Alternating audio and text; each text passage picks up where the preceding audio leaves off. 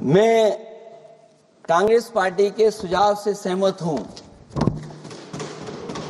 कि पहला सुझाव उन्होंने दिया है और हम समाजवादी पार्टी के लोग भी ये मानते हैं कि जो इलेक्शन कमीशन के अपॉइंटमेंट का जो तरीका है वो तरीका बदला जाए। वो कम से कम ऐसा हो, पारदर्शी हो, निष्पक्ष हो, दिखे कि हमारी भी कुछ भागीदारी है।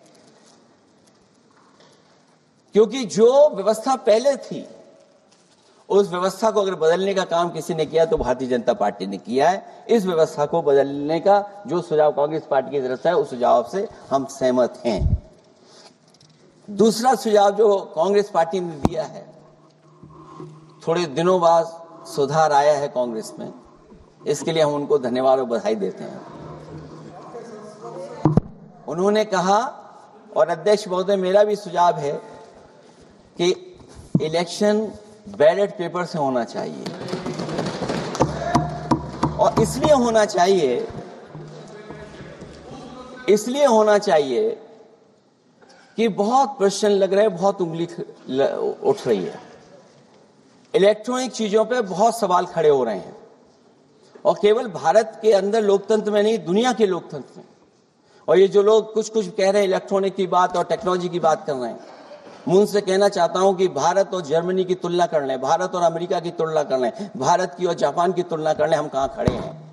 अगर वो संपन्न देश जो टेक्नोलॉजी में हमसे कई गुना आगे हैं, अगर वो स्वीकार नहीं कर रहे ईवीएम, तो आखिरकार हम ईवीएम को क्यों स्वीकार कर रहे हैं।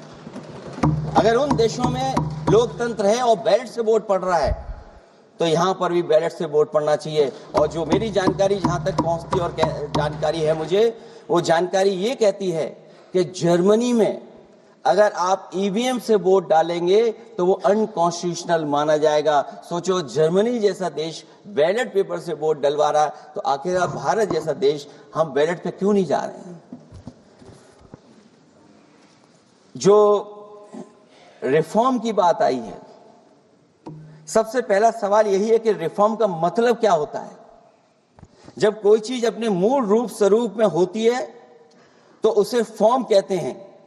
जो वो मूल फॉर्म को खो बैठती है तो डिफॉर्म हो जाती है, और फिर उसी मूल फॉर्म में ले जाने का जो प्रयास होता है वो रिफॉर्म कहलाया जाता है। अध्यक्ष महोदय, सवाल ये भी है कि रिफॉर्म की जरूरत क्यों पड़ी, हमारी चुनावी प्रक्रिया खराब क्यों हुई, उसे खराब किसने किया।